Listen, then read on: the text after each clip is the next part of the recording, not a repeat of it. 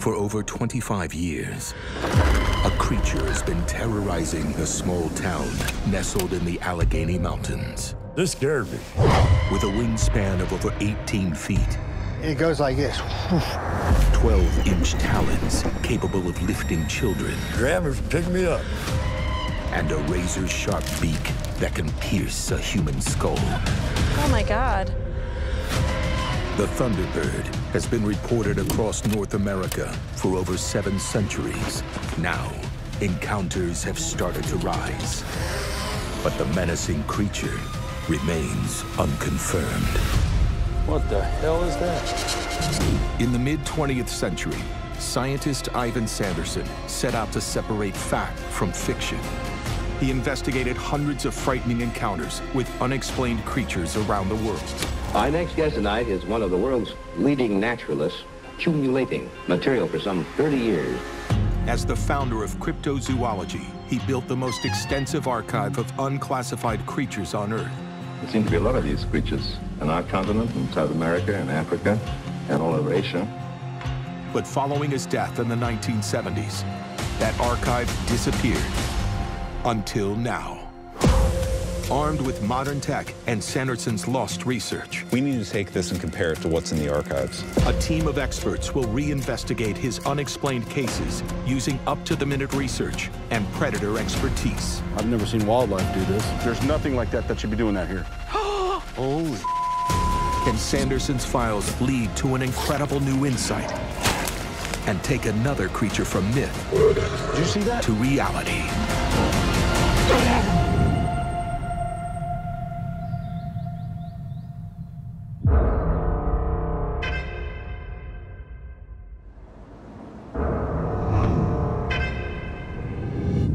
One of the cases that Ivan Sanderson was obsessed with was the Thunderbird. These stories span decades, if not hundreds of years. These large birds coming down and attacking children or small people. Thunderbirds are linked to large bird-like sightings all over the world. The Thunderbird was first recorded in 2,000-year-old cave paintings by indigenous tribes as an enormous winged creature that creates thunder by flapping its wings and lightning by flashing its eyes. Endless reports of huge winged things, light brownish birds looking like buzzards or turkey vultures.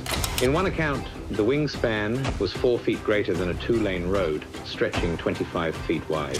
In correlation with the sightings, people of all ages went missing. There's tons of Thunderbird material in here. He was definitely obsessed with this creature. And don't forget, one of the largest stories ever told was by Marlon Lowe. Right, and that story came out in 1977, which was 4 years after Sanderson had passed away. Marlon was attacked. He and his mother claimed that huge birds swooped in, picked Marlon up, and then tried to fly off with him. Had Ivan been alive when that occurred, he would have had a lot of interest in talking to Marlon. Yeah. I think there's a real opportunity to get his firsthand account. I really think that this would be a really interesting case to figure out what's going on. Because the sightings in Pennsylvania, they've been ongoing, especially at Chestnut Ridge. Actually, I heard from a guy that has had multiple accounts on his property. He's saying that's been visiting his farm, and he's seen him multiple times.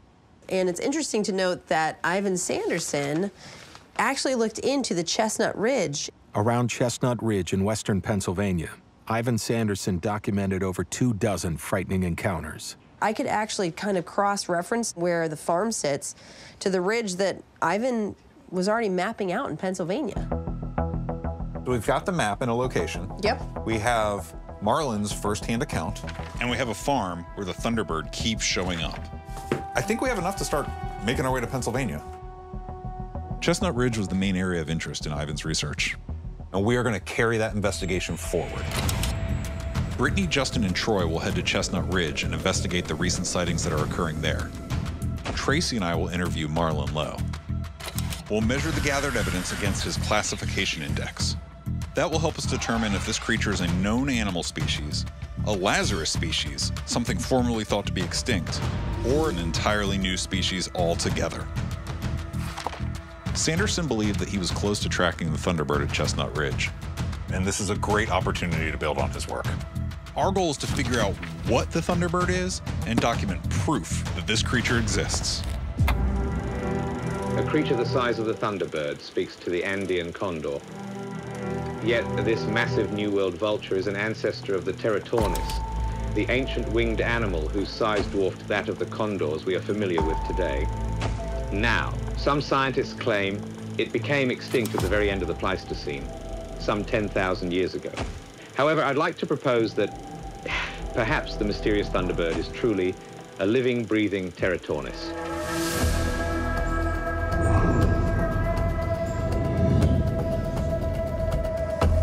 This was one of the eyewitnesses that sees these large birds that would be considered the Thunderbird. Okay. So I wanted to come out here and take a look at everything because the sightings are starting to really accumulate out in the area and around this area. I guess we might as well go up and check this out. You ready? Chestnut Ridge is a 90-mile-long ridge in the Allegheny Mountains of Pennsylvania. For decades, this area has had attacks from Thunderbirds. The most recently reported sightings are all located in the same vicinity that Sanderson had circled on his map, a Thunderbird hotspot along the ridgeline. How's it going, good sir? Good to see you, sir. Justin? Hi, Justin. Troy, nice to meet you. How are you? Troy, how you doing? The team meets with an eyewitness who recently encountered the creature on his farm, which sits directly below the Chestnut Ridgeline. Interviewing an eyewitness is extremely important because it's allowing us to identify what we could be dealing with. We know a lot of the species in the area, but based off of what the sightings are, this is something much larger. You seem to have some sightings on your property. Do you mind kind of giving us some background? At all. I've seen them 3 times. Okay. The first time I seen them, I was out here cutting the field. And we're looking out there at the field, and there's a tree stump. And I'm thinking, why is there a tree stump in my field? I just cut it. And the tree stump picked its head up. It goes like this. So then it takes one kind of like a lean forward into the breeze, kind of gets up and goes, it was thick in the neck and big. So feathered all the way from the front to the back. Yeah. We've seen a lot of birds flying around here. There's pelicans, there's storks, there's buzzards, there's eagles. This was none of those. This was much, much more massive. I want to get an idea of size. Justin, if you stand over here for a minute, Justin's about 6'5", I'm 6'1". So if we had a wingspan like this, right? Add this. Stretch out. Yeah, right here. So about like this, Brittany. Sweet Yeah. Jesus. So we're looking at a 15 almost. That's how big we are right here. Yeah. Based on Aaron's testimony, I don't think we're talking about a cryptid, but I have no idea what the culprit would be. So hopefully we can do some more experiments and really try to nail something in, something maybe a little bit less ordinary. I just want to get to the facts, okay? Sanderson theorized that the Thunderbird could be related to a prehistoric species. So, like, we're talking neodinosaurs. Neodinosaurs are a Lazarus species of cryptid, which are animals believed to be extinct, but some believe could have survived extinction. We have the Argentivus. They had a wingspan of 20 to 25 feet and weighed in at about 180 pounds. The Teratorn had a wingspan about 13 feet and weighed between 30 to 40 pounds. And he did mention both. He seemed to lean a little bit more towards the Argentivus. Let's just understand what we're doing here. We're talking about a Thunderbird we know nothing about. As far as I'm concerned, it's mythological. When you see a bird that's 5 feet tall and it flies over, it looks massive to you. So sometimes perception is wrong.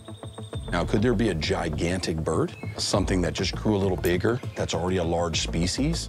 You've got those herons. What else you got? You're talking hawks, red shoulders, golden eagle. The bald eagle, they're gonna have white patches and stuff that may be harder to see from up high. The reason why I think it's gonna be a golden eagle is, number one, it's a large-sized bird, one of the largest raptors we have in the area, with a wingspan of almost 8 feet.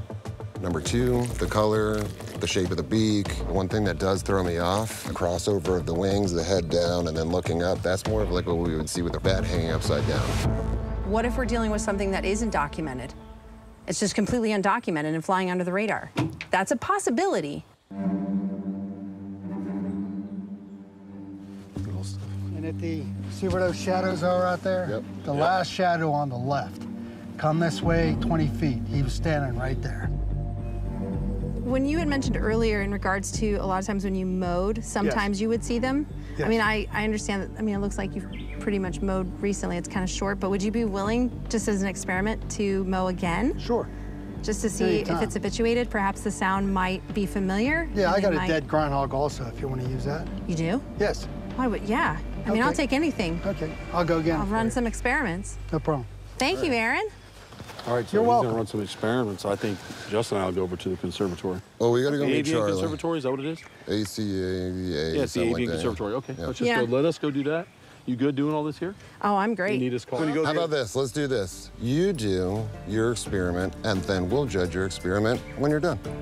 Oh, okay. All right, I like this. Yes, it's hot. Good luck. Make fun of me? Have That's fun. not cool. If you do a good experiment, we won't. Do you have any food in your pocket? You got it. I always have food in my pockets. What do you got? Okay, Brittany, stop. don't worry. It's Yeah, whatever. I love you. totally breezy Don't get outside. bit by a bird.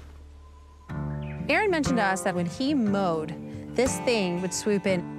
It's possible this bird is habituated. It triggers the sound to food. When Aaron mows, mice and other critters scurry around and it becomes a feeding frenzy. If we can replicate those conditions, we might bring that thunderbird to us. 45 miles away, Charlie and former CIA intelligence agent Tracy Walder head to Farmington, Pennsylvania to meet with a potential witness. We're on our way to meet Marlon Lowe. He was attacked in 1977 by a large bird, so we want to get his direct account.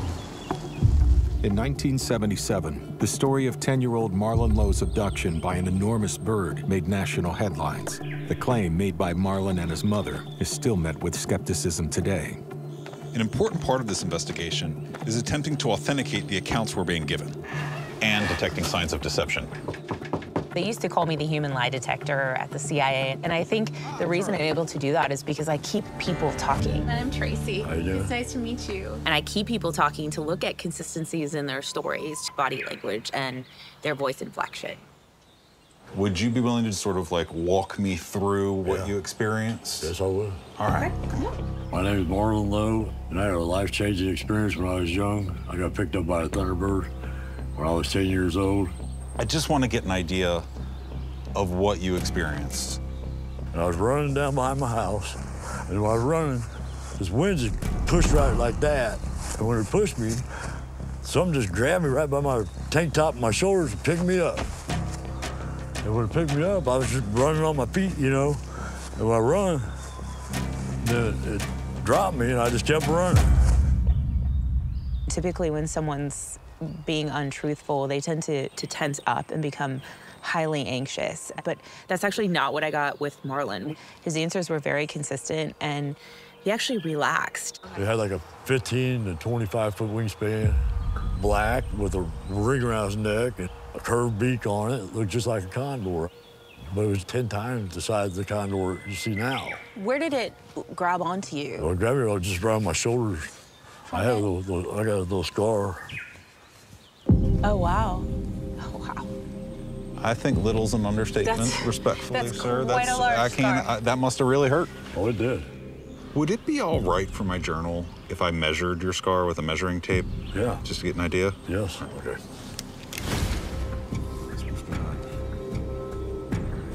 Curve, somewhere around 6 inches? Mm-hmm. Yeah, probably got a little bit bigger because of my, got older, grew. It's probably stretched a little bit. Marlon's firsthand account is terrifying. His scar is interesting, but I think I really need to get up with Troy and Justin because they know a lot more about birds than I do. I want to figure out what could have done this. Back at Chestnut Ridge, Brittany is prepping an experiment to try and lure in the thunderbird. Right now, I'm having Aaron do what he normally does, which is just clear the land. When he does this, it seems to bring this bird in. You know, birds like to look for things that are moving, and they also go by sense of smell. So what I'm trying to do is I'm going to set up something that will not only have their food moving, but it's going to smell really bad. These are the carcasses that Aaron is allowing us to use. They died naturally, which is the only way I would use them as bait. Some large raptors, like eagles, can see prey as small as a rabbit 2 miles away, while others, like turkey vultures, use scent to smell their food from 8 miles away. Brittany is attempting to appeal to the strengths of all the thunderbird's predation tactics. She hopes by using collected carcasses from around the farm, she can lure out the thunderbird to see where they are nesting. So these guys are really important because they're actually motion activated. They get triggered, and what they do is these are video. I need one on the skies to see where birds are coming from and going to. And then I have this one pointed down at my rotating table of delights.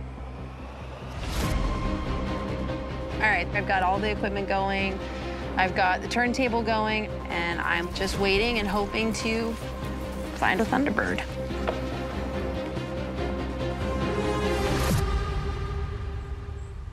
While Brittany attempts to draw out the monster bird of prey from its nesting site, 20 miles away, Charlie, Troy, and Justin meet at a local bird sanctuary. Hey there, big boy. What are we doing, man? Their goal is to determine all of the bird species in Chestnut Ridge large enough to be identified as a thunderbird. So I met with Marlin. Okay. And he said that when he was about 10, 11 years old, he was minding his business and he got picked up by a giant bird. Got a big gnarly scar from it. He said it had a 25-foot wingspan.